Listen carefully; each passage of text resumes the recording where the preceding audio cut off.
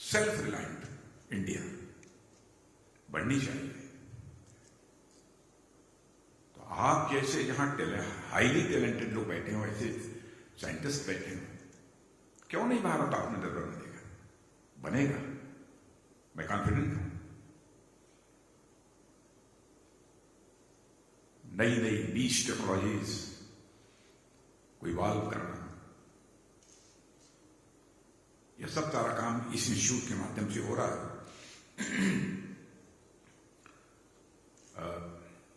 यह देखकर मुझे बहुत खुशी हुई है और मैं सचमुच आप सबको,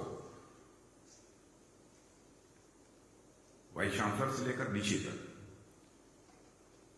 आप सबको मैं इसके लिए अपनी तहे दिल में बधाई देता हूं। जिस तरीके का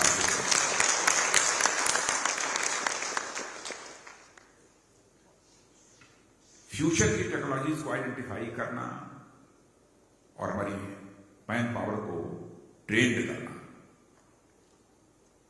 ये दोनों काम आप लोग कर रहे हैं। और देश की सुरक्षा में टेक्नोलॉजी का कितना इंपॉर्टेंस है, ये आपको बताने की जरूरत नहीं है। मैं तो अब सुरक्षा की ही बात नहीं करता,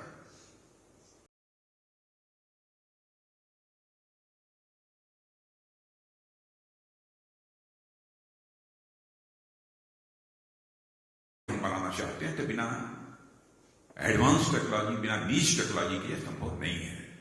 और उसमें कंट्रीब्यूट यदि कोई कर सकता है तो आप जैसे लोग इसमें कंट्रीब्यूट कर सकते हैं और कोई दूसरा कंट्रीब्यूट नहीं कर सकता।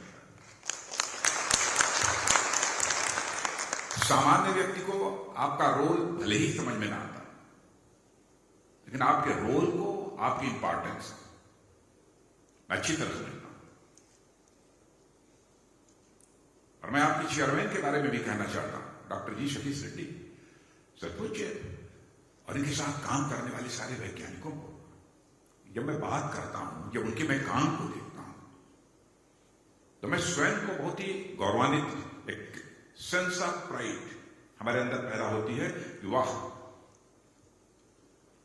ऐसी संस्थाओं का मैं रक्षा मंत्री हूं। मैं जो कैपेबिलिटी आप लोगों के अंदर है वो हमारे अंदर नहीं है। हमारा रोल दूसरा है, लेकिन आपकी योग्यता, आपकी क्षमता, आपकी प्रतिभा और आपके साथ जुड़ने का जो अवसर मुझे प्राप्त हुआ है, इसे तो मैं अपनी जिंदगी का एक बहुत बड़ा सौभाग्य मानता हूं। देश का भविष्य आप बना सकते हैं। और जहां तक मानव विकास का प्रश्न है, ह्यूमन डेवलपमेंट, उसमें तो रोल इन सब सारी टेक्नोलॉजीज का होता ही है। अन्य भी बहुत सारी चीजें हैं जिनमें की टेक्नोलॉजी का यूज होता है। और साथियों, रक्षा मंत्रालय द्वारा कुछ इनिशिएटिव्स प्रारंभ किए गए हैं, जहां हमारी सेना, एकेडमिया और इंडस्ट्री और सरकार के रिप्रेजेंटेटिव्स एक मंच पर आकर नॉलेज और जो बेस्ट प्रैक्टिसेस है उनको शेयर करके इनोवेशन की राह में आगे बढ़ सकते हैं। लेकिन ये म्यूचुअल कोऑपरेशन से ही हो सकता है। म्यूचुअल कोऑपरेशन, म्यूचुअल कोऑर्डिनेशन, उसी से हो सकता है, नहीं तो संभव नहीं है। कई चीजें हम लोगों ने प्रारंभ की हैं। आईडेक्स, उसके बारे में जानते ही होंगे। आईडेक्स फॉर फौजी, ये भी हम लोगों ने प्रारंभ किया है। नए नए लोगों को आकर्षित किया जाए और फील्ड में जो हमारे सेना के जवान जो काम कर रहे हैं, उनका जो अनुभव है, उस अनुभव का भी लाभ हम उठाएं। देश सुरक्षा की दृष्टि से इसकी एक अहमियत है और इसकी इंपॉर्टेंस को समझते हुए शायद आप सबको भी इस पर जानकारी होगी कि सरकार ने इस वर्ष 1000 करोड़ का बजट केवल आईडेक्स से जुड़ी परचेज के लिए अप्रूव किया है। इसके पहले नहीं था, इसके पहले नहीं था। इतना ही नहीं, साथ ही डिफेंस और एरोस्पेस सेक्टर में इनोवेशन को बढ़ावा देने के लिए 300 से अधिक स्टार्टअप के सपोर्ट के लिए लगभग 500 करोड़ अलग से एलोकेट किया गया है। और मैं आपको यकीन दिलाना चाहता हूं यदि मैं इस रक्षा मंत्रालय में रहा तो मैं इसको आगे जरूर मिलूंगा। यह अमाउंट और आगे बढ़ने वाला। अब इस बात की भी जानकारी होगी कि अब डिफेंस सेक्टर में तो हम लोग प्राइवेट सेक्टर की भी भागीदारी बढ़ा रहे हैं। अभी 2-3 दिन पहले मैं नागपुर में था। प्राइवेट सेक्टर ने हैंड ग्रेनेड लगभग 1 lakh hand grenade hand over किया है आर्मी को, और 10 लाख का बनाने वाले हैं। उन्होंने कहा कुछ ही समय में तैयार कर देंगे, 5 महीने के अंदर 1 लाख तैयार कर दिया। और हमारी कंट्री में प्राइवेट सेक्टर के द्वारा हैंड ग्रेनेड बना। एक हैंड ग्रेनेड की मैं कीमत पूछ रहा था कितनी होगी, तो उन्होंने कहा 3400। तो मैंने कहा कि आप एक्सपोर्ट भी करते हो? तो हाँ साहब एक्सपोर्ट करते हैं, अभी इंडोनेशिया को किया है। मैंने कहा कितनी कीमत देते हैं? उन्होंने कहा 7400। अब इससे अंदाज लगा सकते हैं। यही मैं कहता हूं ना, टेक्नोलॉजी के मामले में यदि एडवांसमेंट हम लोगों ने हासिल कर ली तो भारत सुपर पावर बन सकता है, सुपर इकोनॉमिक पावर बन सकता है। टेक्नोलॉजी में ताकत है और सारी दुनिया इसी नजरिए से देख रही है। और इनमें quantum technology, artificial intelligence, bioscience, deep ocean exploration, green energy जैसे ये सब सारे क्षेत्र शामिल हैं। इनमें भी बहुत कुछ करने की जरूरत है। कोई कह सकता है कि आर्टिफिशियल इंटेलिजेंस अपने में परफेक्ट हो गई, कुछ करने की जरूरत नहीं है। बहुत कुछ करने की जरूरत है, वो और कोई नहीं कर सकता, आप जैसे लोग नहीं कर सकते। और हमने अच्छा, अब तक आपने देखा होगा कि गवर्नमेंट ने इस दिशा में जो भी स्टेप्स लिए हैं उनके रिजल्ट्स अब धीरे धीरे दिखने लगे हैं। और रिसर्च पर खास ध्यान देते हुए नेशनल एजुकेशन पॉलिसी 2020 को यदि आपने पढ़ा होगा, देखा होगा, नेशनल रिसर्च फाउंडेशन की भी एक उसमें कल्पना की गई है। और फिर तय किया गया है कि नेशनल रिसर्च फाउंडेशन के लिए जो रिसर्च करने वाले लोग हैं उन पर 5 वर्षों के अंदर 50,000 करोड़ खर्च किया गया, 50,000 करोड़ खर्च किया। कोविड के दौरान तो हमारे देश के वैज्ञानिकों ने यह करिश्मा किया है,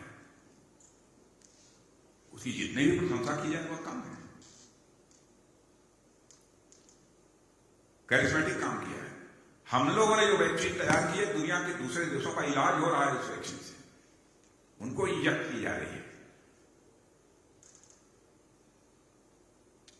गांव में रहने वाले भारत के लोग अभी ये सब समझते हैं कि सारी चीजें दुनिया के दूसरे देशों से आती हैं, भारत में वो ताकत नहीं है। लेकिन आपको अंदाज नहीं होगा, गांव में बैठे हुए लोगों को भी ये पता लग गया है कि हमारे देश के वैज्ञानिकों ने वैक्सीन जो इजाद किया है, जो पैदा किया है, जो बनाया है, और दुनिया के दूसरे देशों को भी इंजेक्ट की जा रही है।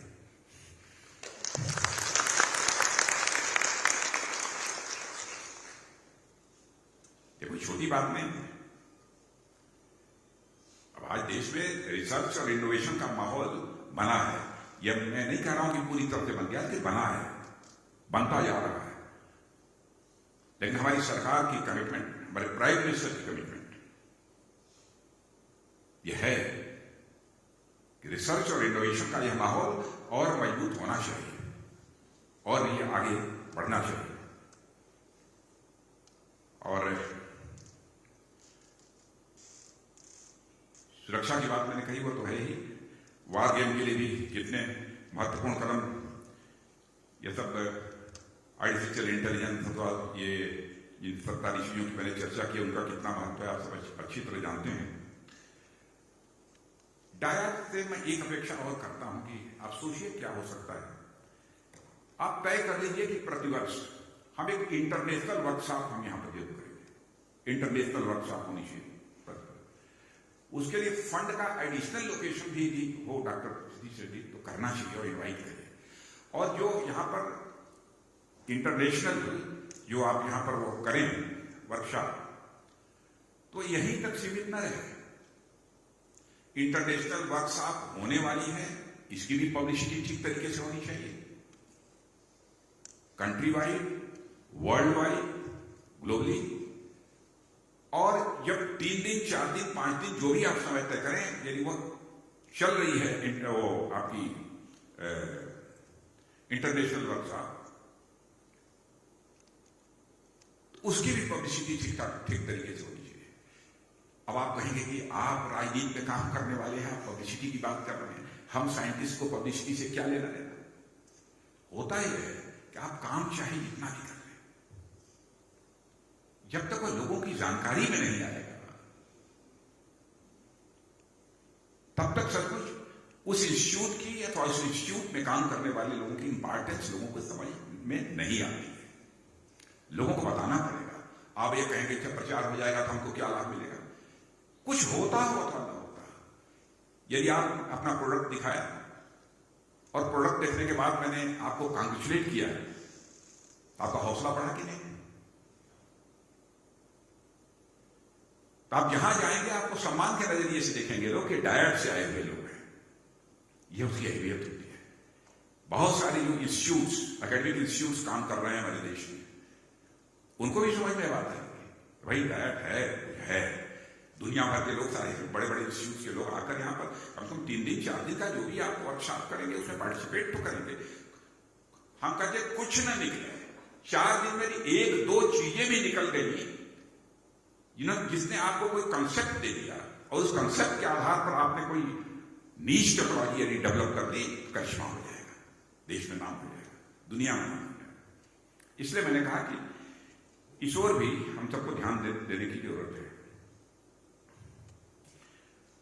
मुझे यह भी बताया गया था कि डायट ने कोविड-19 का मुकाबला करने के लिए 9 पेटेंट भी हासिल किए, इसके लिए मैं बधाई देता हूं। और फिर आप लोगों ने 9 पेटेंट्स जो आप लोगों ने हासिल किए हैं, उसका यहाँ की इंडस्ट्री ने, उद्योगों ने उसका यूज किया है, उसका प्रयोग किया है। इसके लिए मैं आप सबका अभिनंदन करता हूं, बधाई नहीं देता हूं, अभिनंदन करता हूं। और मैं मानता हूं कि जो डायट फैकल्टी मेंबर्स हैं वो अपने अपने क्षेत्रों में बहुत आगे हैं। और मुझे एक जानकारी और दी गई, मुझे बहुत अच्छा लगा और मैं चाहता हूं वह नंबर आगे बढ़े। मुझे बताया गया कि डायट के 3 प्रोफेसर को दुनिया में शीर्ष टॉप के जो 2% ब्रैकेट में स्थान दिया गया है, 2% ब्रैकेट में। ये कौन लोग हैं जरा मैं देखना भी चाहूंगा, है यहां पर हैं वो 2 प्रोफेसर। चलिए नमस्कार।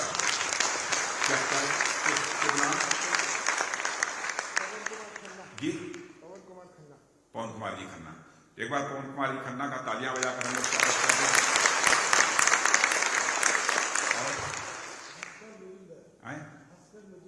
भास्कर मजूमदार जी, भास्कर मजूमदार जी और बहुत बधाई। मैं आप सबके काम की सराहना करता हूं। डॉक्टर प्रशांत कुलकर्णी, कांग्रेचुलेशन। और तो मैं समझता हूं कि इससे ज्यादा भाषण नहीं करना चाहिए, क्योंकि हम लोगों की आदत है भाषण करने की। लेकिन वैज्ञानिकों के सामने बहुत कम बोलना चाहिए। क्यों?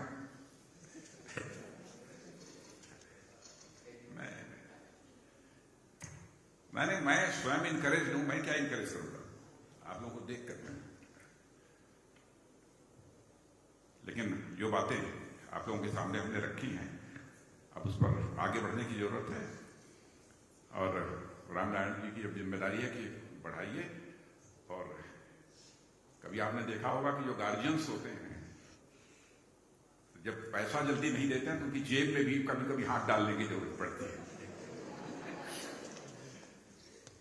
यह भूमिका भी आपको निभानी पड़ेगी। यदि डॉक्टर जी सतीश रेड्डी के द्वारा न मिले तो आप इनकी जेब में डालिए हाथ।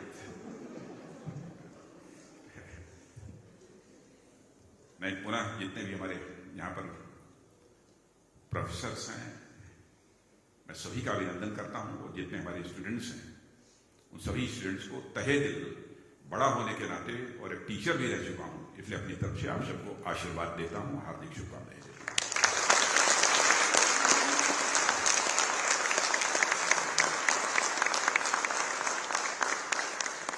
महानुभव, आपके प्रेरणा भरे शब्दों के लिए हम सभी अनुग्रहित हैं। अब मैं माननीय कुलपति DIIT डॉक्टर CP रामनारायणन से धन्यवाद प्रस्ताव देने का अनुरोध करती हूँ।